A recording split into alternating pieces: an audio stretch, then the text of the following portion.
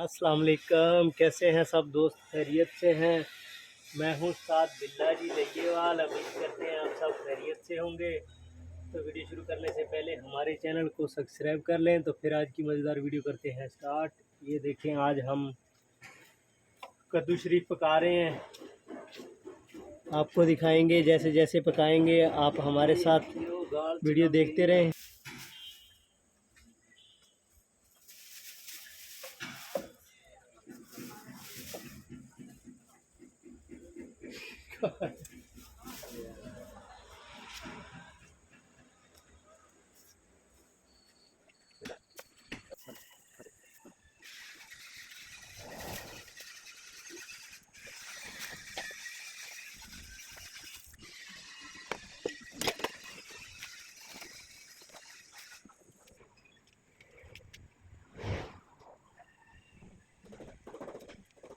ये देखते हैं, हमने प्याज टमाटर और के साथ डाल दिया। तो इसको पका के कद्दू को डाल देंगे, कद्दू को डाल के तो इनको अभी पानी काट के मेरे हल्दी डालेंगे, तो ये अच्छा डालेगा। जैसे डालना आपको दिखाएंगे। तो देखिए ये हमारी वीडियो।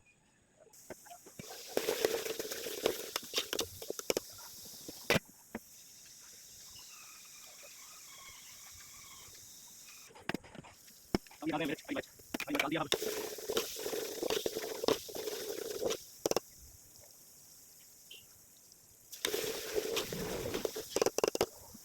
अब हम डाल रहे हैं कद्दू शरीफ।